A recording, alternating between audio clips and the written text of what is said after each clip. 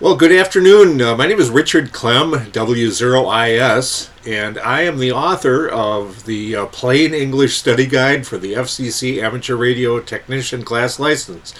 And as the name implies, it's a study guide that will allow you to, I think for most people, after reading it one time, pass the introductory exam for the Technician Class License. We cover all the material in as simple a fashion as possible, enough to give you a basic understanding of the material, certainly enough to pass the test. I generally don't like the idea of simply memorizing information. For one thing, it's harder to memorize the information. If you have a basic understanding of it, that's probably a lot easier than just memorizing questions and answers. So that's the approach I take. You'll get a basic understanding. You will not become an expert once you have finished. But like I say, I think you will know enough information to pass the test, get your license, which is really a license to learn. You will learn much more once you get your license, and some of the things that maybe do not make total sense right now will start to make sense once you get your license. And we start with just a very basic look at how electricity works. Electricity, as you might have guessed from the name, involves the flow of electrons, which are tiny particles that normally orbit around the nuclei of atoms. That won't be on the test, but just to give you an idea of what's going on, an electron will flow through something like a piece of wire, something made out of metal, something that's a conductor. And that movement of electrons is what we call electricity. And in many respects, it's similar to the flow of water through a pipe. That's something that you can see, you can visualize. You turn on the faucet and water comes out. Well, those little drops of water, you can think of those as being similar to the electrons. So instead of drops of water moving through a pipe, you have tiny electrons moving through a piece of wire or some other activity, or some other material which we know as a conductor. In general, metals are things that conduct electricity. We start out by wanting to measure how much current is, how fast the current is, how strong the current is. And for that, we use something called the amp, AMP, which is actually short for ampere. That's kind of like the number of gallons per second that you have of water. You have so much water flowing past a certain point per second or per minute or whatever. Electricity has a similar measurement called the amp or the ampere. 1 amp means 6 followed by 18 zeros, electrons, passing a current point in 1 second. So 6, a really big number, and you don't have to know that number. I just want to give you the idea that it's a really big number. It's the number 6 followed by 18 zeros. That many electrons passing a point in 1 second, that equals 1 amp. So instead of 1 gallon per second of water, you have 6 million or whatever electrons flowing past a certain point. That equals 1 amp. The next thing that we think of is if you think of water, water has pressure. You can measure pressure in pounds per square inch. And there's a similar concept when it comes to electricity, and that is called voltage. It's not how fast the electrons are flowing through the wire, because remember, that is what we call current. But instead, the voltage is the pressure, how much pressure those electrons are under as they pass through the wire. Again, if we're thinking of a water pipe, the voltage, which is measured in volts, as you might have guessed, would be similar to the number of pounds per square inch or some other measurement of pressure. These are not exact analogies, of course, but it gives you, for purposes of just kind of having a basic understanding of what's going on. If you think of voltage as being the same as the pressure, how much pressure these electrons are under, that gives you an idea of what voltage is. And another name for voltage that you might need to know for the test is electromotive force. Electromotive force, also known as EMF. So if you see EMF on the test somewhere, remember that is another word for voltage. So if it asks, for example, what is the measurement of electromotive force? Well, the answer to that is voltage, or volts would be the measurement, the unit of measurement for electromagnetic force. Well, we have another electrical concept that's kind of similar to something that you might have with water, and that is called resistance. The resistance of a piece of wire or something like that. As the name implies, that resistance is something that resists the flow of electricity.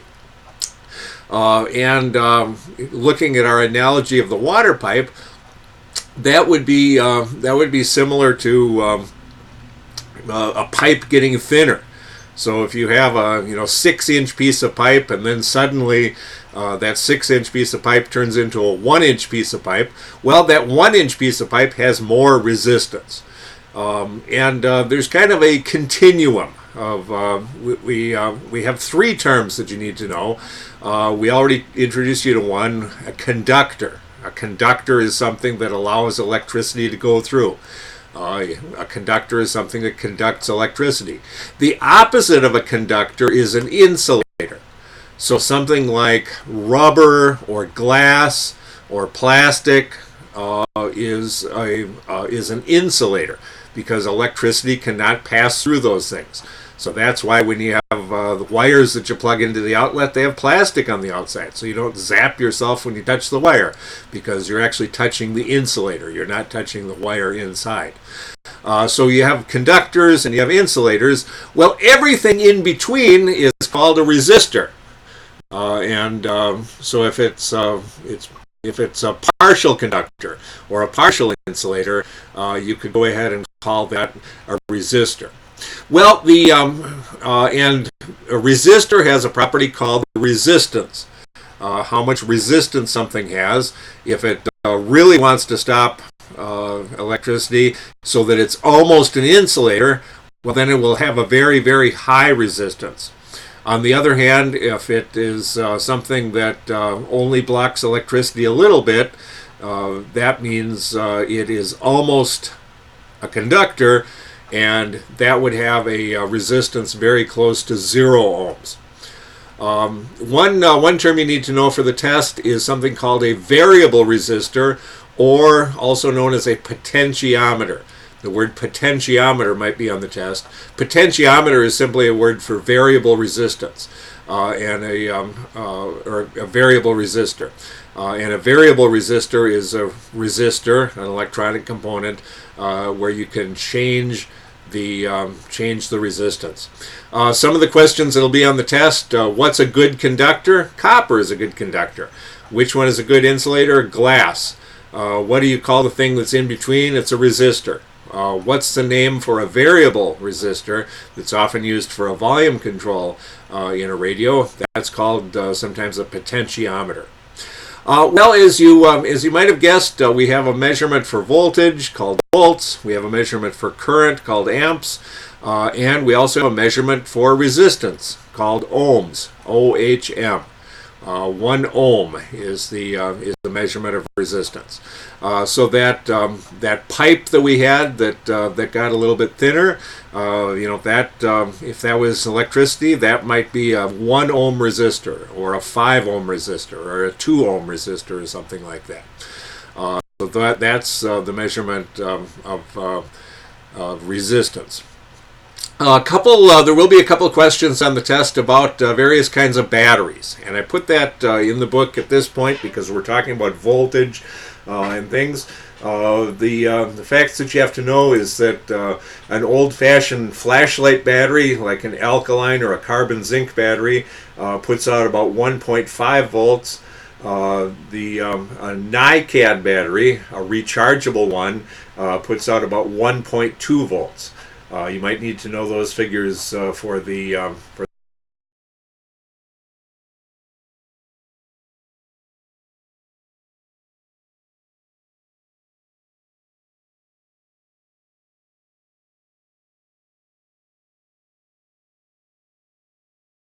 lead acid cells. A car battery is called a lead acid battery. Each one of those is 2 volts. So if you have 6 of them, it's 12 volts. So you need to know those voltages for the test. Now, I mentioned that there is something called ohms and volts and amps. And there's also something called Ohm's law. And I'm not going to give you a perfect understanding of it right now. But what I'm going to show you something is that you should memorize when you get the test. As soon as you get your test, take a piece of scratch paper and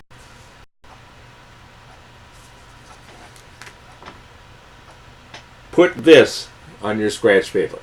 Draw a circle marked V, I, and R.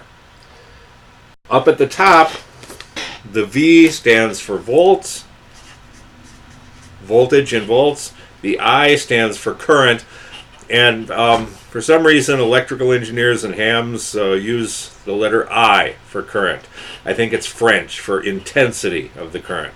You could put C there if you wanted to, but most things you read will use the word I for it.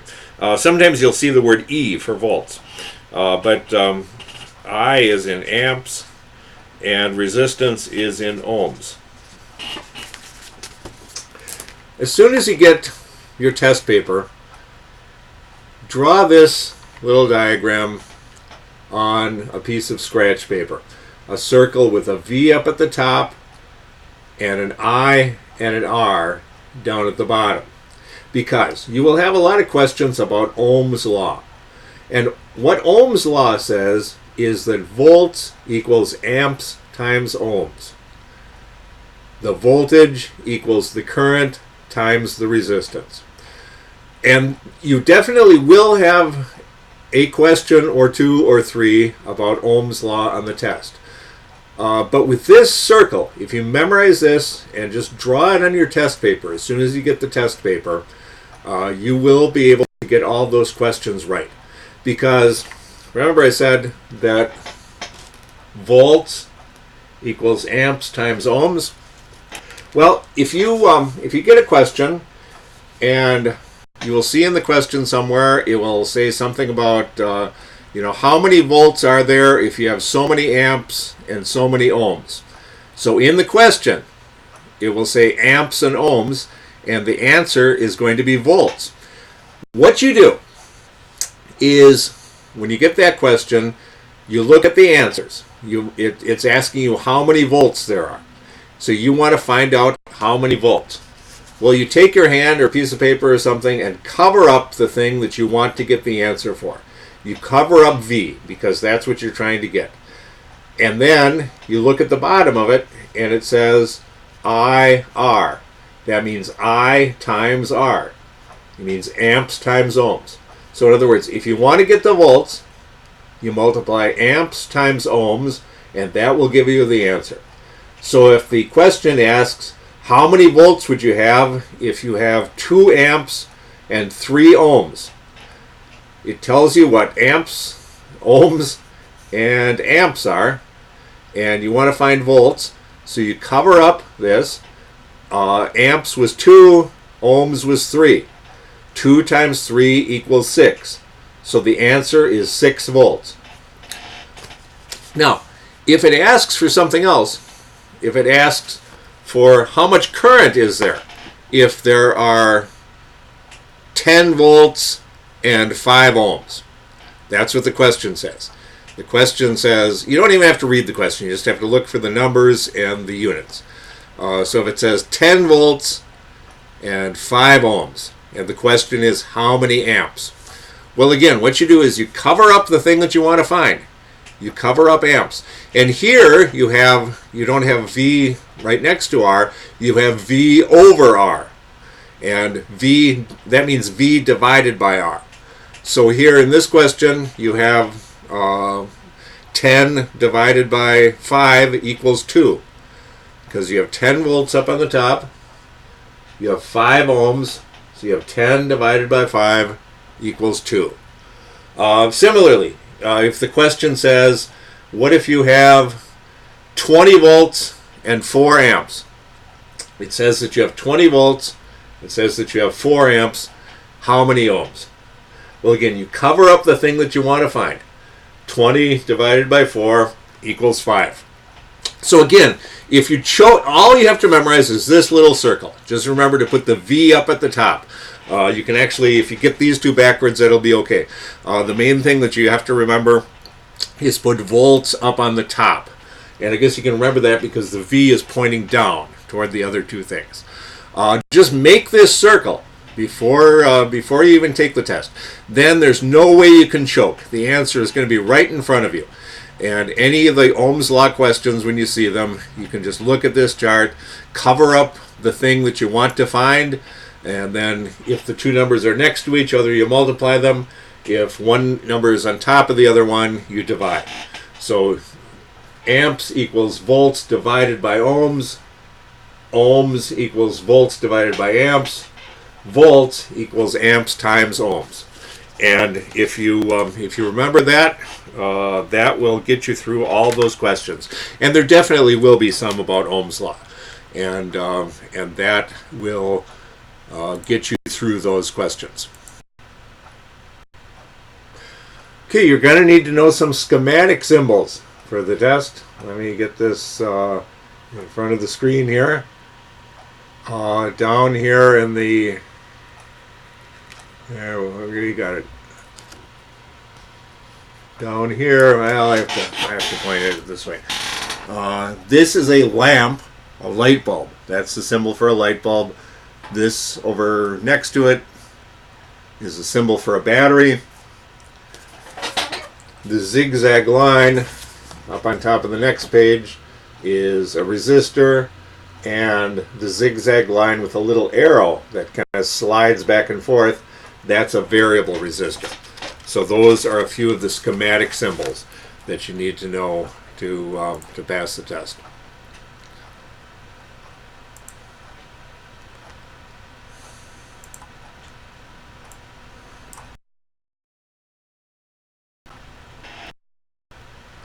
For the test, you direct current. Direct current is electricity that flows one direction all the time. Alternating current is electricity that reverses direction. And the household current that your is plugged into, or your light is plugged into, that changes direction 60 times every second. So we call it 60 hertz, or 60 cycle per second current.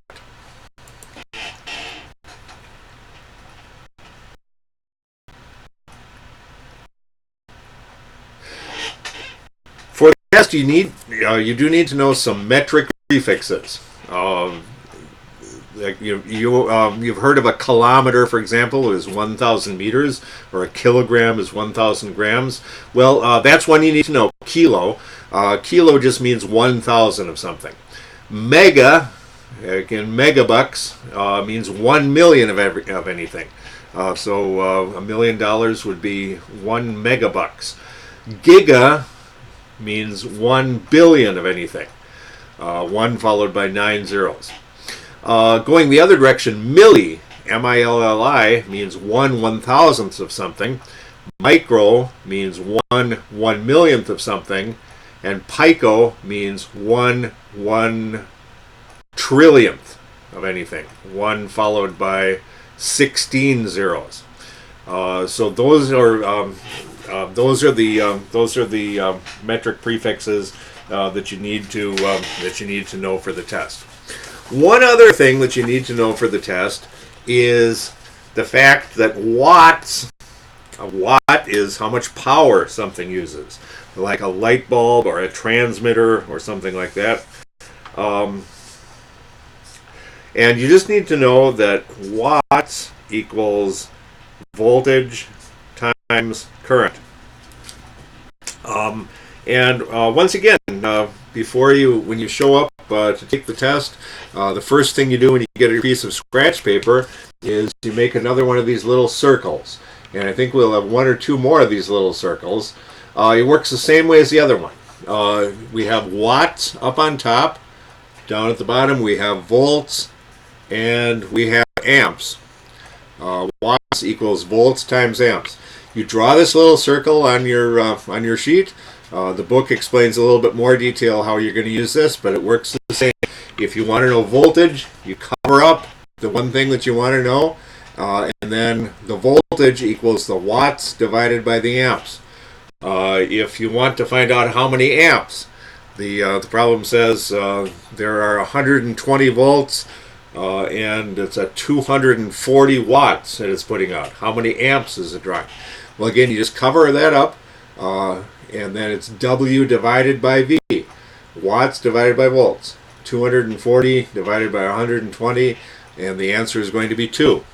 Or if it asks if you have 10 watts and 2 volt, or if you have 2 volts and 10 amps, how many watts is that?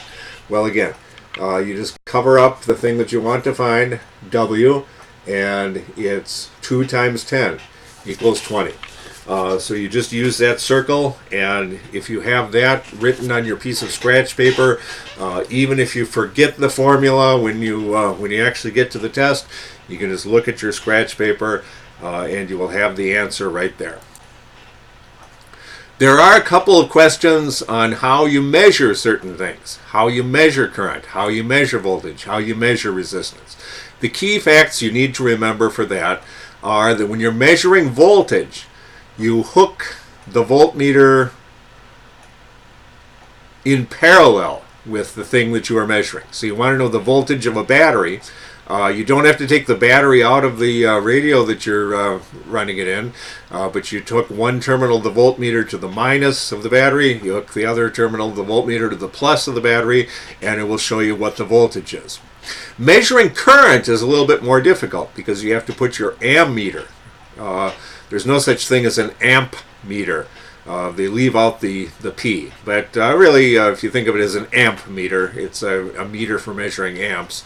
But we actually call it an ammeter. So don't worry if you notice that letter P is missing on the test. It's a little bit more complicated to measure the number of amps because you have to disconnect the battery, and you have to squeeze the ammeter in between the point where you remove the battery. So in other words, put it another way, you have to put the ammeter in series with the thing you're measuring. So you disconnect the battery right next to the positive terminal. You put one connection of the ammeter on the positive terminal of the battery. You put the other terminal of the ammeter on the connection that used to be connected to the battery, and there's a piece of wire inside the ammeter is what's going on. But you have to measure how much current is going through the meter. So you have to make sure all the current is actually going through the meter. The final thing that you need to know about measurements is that if you are measuring the resistance, if you're measuring the number of ohms, you have to remember that in that case you have to remove the resistor from the circuit you're trying to measure, because otherwise you will not get an accurate reading. An inductor is simply a coil of wire, and an inductor has inductance that's measured in henries. But an inductor is simply a coil of wire. Since it's just a coil of wire, that means that electricity passes through it with no problem, because there's very, very little resistance, and the electricity will go right through as long as it's direct current electricity. Because what an inductor does is it serves to partially block alternating current. And the reason why that happens is because, well, if you've ever made an electromagnet when you were a kid, that was just a coil of wire. Well, a certain amount of energy is used up forming this the magnetic field, and if you have an alternating current, that magnetic field is switching back and forth 60 times a second, and that takes energy, and that energy has to go somewhere, so the inductor serves to block alternating current. So if you ever are building a circuit where you want direct current to be able to go through just fine, no problem, but you want to make sure that the alternating current does not go through as well, you would use an inductor, because an inductor lets direct current go through, but it does not let alternating current go through as well. The opposite of an inductor is a capacitor. And here's the schematic diagram for a capacitor. It's just it kind of is what a capacitor really looks like. A capacitor is basically just two metal plates right next to each other with some kind of insulating material in between them. Can electricity go through that? Well, no, because the two plates are made out of metal, but they're not touching. So electricity cannot go through there. At least direct current cannot go through there. But alternating current actually can go through there. And the reason why it can go through there is because every single time you hook it up, the plates charge up. One gets a positive charge, one gets a negative charge, and when they flip back and forth like that, the alternating current kind of thinks it's going through the two plates. It's really not passing through there, but it's kind of sloshing back and forth. So for alternating current, it basically acts as an inductor. Here's the symbol for a switch. You might need to identify that for the test. A couple of other symbols you might need to know for the test are the fuse right here.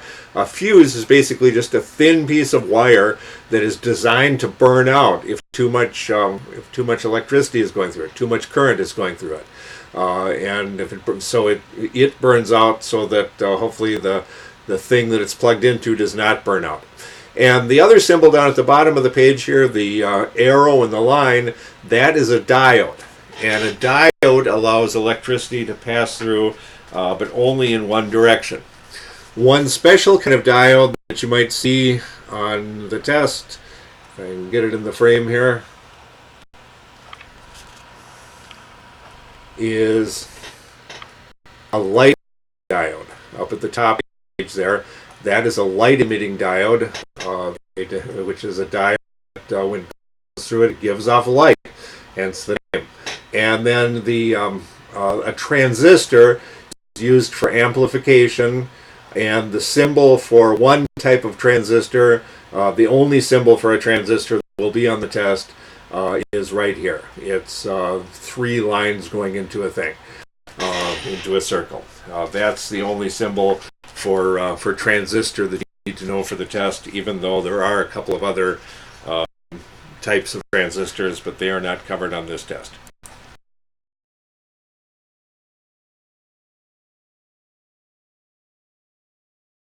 With that, we have made it through the basics of electricity. We have covered Chapter 1, so you've gotten through probably almost 50 pages of the book. Now, in this 30-minute video, to enough information